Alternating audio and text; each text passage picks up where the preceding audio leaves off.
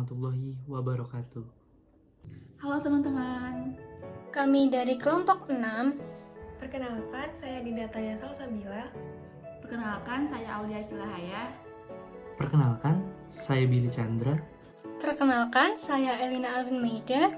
Dan kelompok kami akan membahas mengenai Urgensi penerapan swastanisasi di Indonesia.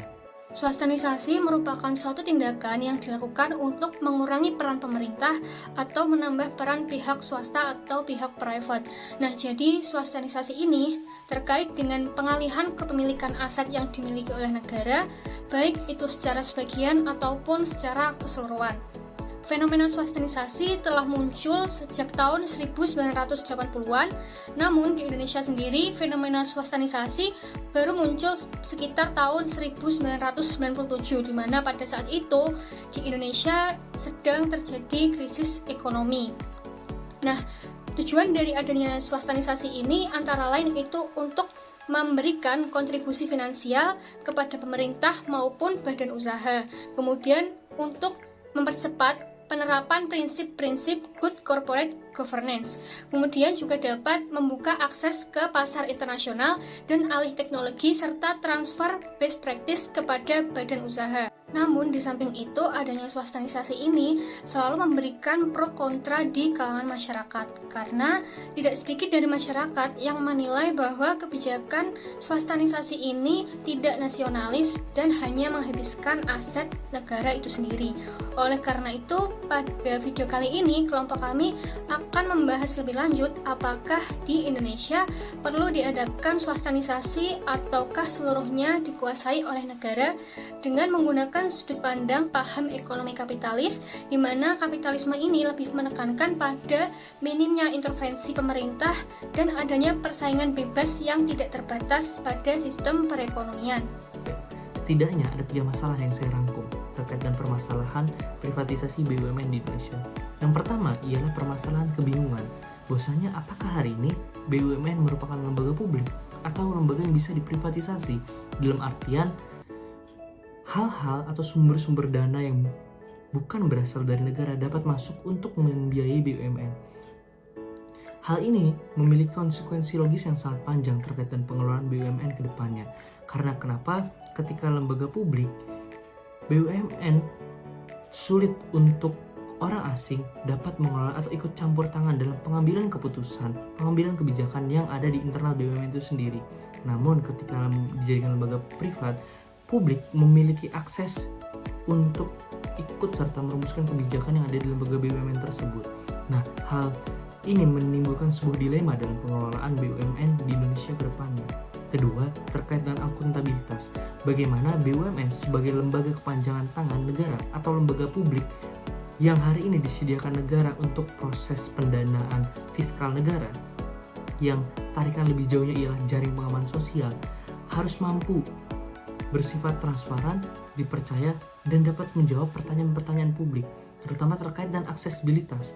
Tidak hanya terkait dengan bagaimana hari ini meninjau laporan keuangan, tapi bagaimana masyarakat dapat ikut serta dalam berpikir mengenai gagasan dan ide BUMN ke depannya. Tidak hanya dalam proses pembiayaan, namun bagaimana proses-proses atau tata cara dari pengelolaan BUMN tersebut. Hal ini yang sangat sering dipertanyakan oleh masyarakat secara umum, karena Indonesia sedikit atau banyak sering kali dikaitkan dengan stigmatisasi terkait dengan prinsip ini.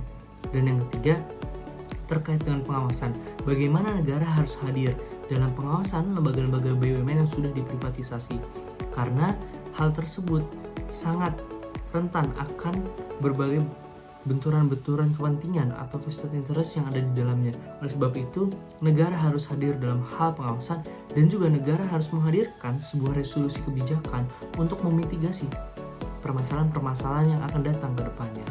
Oleh sebab itu, sudah seharusnya hari ini negara tidak hanya merumuskan bagaimana publik dapat menyetorkan dananya sebagai pembiayaan BUMN, namun bagaimana hari ini negara juga mengkonsep BUMN secara rigid, terutama terhadap pengklasifikasian BUMN.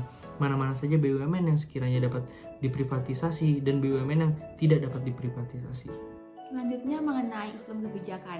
Yang pertama, Pemerintah melalui OJK atau Otoritas Jasa Keuangan membuat kebijakan dalam mengakomodir mengenai swastanisasi yang dibutuhkan oleh BUMN dengan memanfaatkan industri, sehingga swastanisasi digunakan sebagai sumber pembiayaan untuk pengembangan BUMN. Yang kedua, sebagai bentuk pengoptimalan dari swastanisasi, terdapat beberapa ketentuan yang dapat diberikan oleh pemerintah untuk pengembangan dari swastanisasi. Di antaranya, jika suatu BUMN tidak mengalami keuntungan selama 3 periode penganggaran, maka perlu diadakannya swastanisasi untuk mendorong pengembangan BUMN serta meningkatkan keuntungan atau laba. Yang ketiga, pemerintah dalam menjalankan tanggung jawabnya kedepannya diharapkan lebih transparan serta menerapkan prinsip good corporate governance. Dikarenakan dalam swastanisasi, pengawasan bukan hanya kepada pemerintah, tetapi juga kepada investor yang menanamkan modalnya kepada BUMN tersebut. Yang keempat, adanya swastanisasi digunakan sebagai strategi bisnis, bukan sebagai strategi anggaran untuk menutup defisit anggaran. Sehingga pemerintah diharapkan membuat kebijakan yang cocok dalam swastanisasi sehingga dapat memperbaiki perekonomian nasional secara makro serta memperbaiki kinerja BUMN secara mikro. Swastanisasi ini merupakan salah satu contoh praktik adanya kapitalisme dalam perekonomian. Karena seperti yang kita ketahui, swastanisasi ini sama dengan dasar-dasar kapitalisme, yaitu di mana kepemilikan faktor-faktor produksi bebas dimiliki oleh pihak swasta ataupun individu-individu dan berkurangnya peran dari pemerintah dalam berjalannya sistem perekonomian. Swastanisasi merupakan tindakan yang dilakukan untuk mengurangi peran pemerintah atau menambah peran pihak swasta. Jadi, kebijakan swastanisasi ini mengubah kepemilikan dari bisnis atau badan usaha yang sebelumnya dimiliki oleh pemerintah diberikan kepada pemilik saham swasta ataupun individu-individu. Tujuan dari swastanisasi sebenarnya untuk mendorong pertumbuhan perekonomian melalui bisnis internasional karena baik perusahaan asing ataupun perusahaan dalam negeri dapat mengambil alih badan usaha yang dijual oleh pemerintah. Kondisi ini menimbulkan pro dan kontra dalam masyarakat karena dalam pelaksanaannya apabila tidak sesuai dengan ideologi maka akan menimbulkan masalah-masalah baru. Ini dikarenakan swastanisasi ini akan membuat peran pemerintah semakin berkurang dan peran masyarakat sipil akan semakin meningkat sehingga mengakibatkan adanya kesenjangan karena adanya perbedaan akselerasi antara pihak yang memiliki kekuasaan dan pihak yang lemah sehingga menimbulkan kebingungan di masyarakat. Kesimpulannya, swastanisasi atau seluruhnya dikuasai oleh negara. Sebenarnya praktik kapitalisme dalam bentuk swastanisasi ini tidak perlu harus ditolak. Namun jika memang diperlukan, maka perlu lebih diwaspadai dan ditelaah lebih lagi terkait manfaat, dampak, dan juga target adanya kebijakan swastanisasi ini. Nah, seperti yang kita ketahui, para kapitalis ini selalu bersaing untuk mendapatkan keuntungan yang sebesar-besarnya, tidak peduli bagaimana caranya untuk memperoleh. Oleh karena itu, diperlukan berbagai usulan terkait kebijakan-kebijakan yang dijadikan sebagai batas-batas pelaksanaan swastanisasi yang ada. Swastanisasi ini menunjukkan bahwa perekonomian sudah bergerak secara liberal, yaitu memberikan kebebasan secara penuh kepada tiap individu untuk bersaing dalam mencapai laba maksimal dengan berbagai cara, dan tidak hanya dikuasai oleh negara saja, tetapi tiap individu dapat memiliki kesempatan untuk mengelola badan usaha yang dimiliki pemerintah, namun tetap mendapat pengawasan dari pemerintah dalam pelaksanaannya. Dikuasai oleh negara di sini tidak berarti bahwa harus dimiliki oleh negara dan tidak berarti negara menjadi pengusaha, usahawan, dan juga order. Lebih tepat dikatakan bahwa kekuasaan negara terdapat pada membuat peraturan untuk kelancaran jalannya perekonomian. Artinya negara atau di sini pemerintah mempunyai tugas sebagai regulator di bidang kebijakan ekonomi, termasuk di dalamnya kebijakan terkait perusahaan-perusahaan seperti badan usaha milik negara dan kebijakan-kebijakan ekonomi tersebut untuk mengatur perekonomian nasional yang mempunyai tujuan untuk meningkatkan kesejahteraan masyarakat.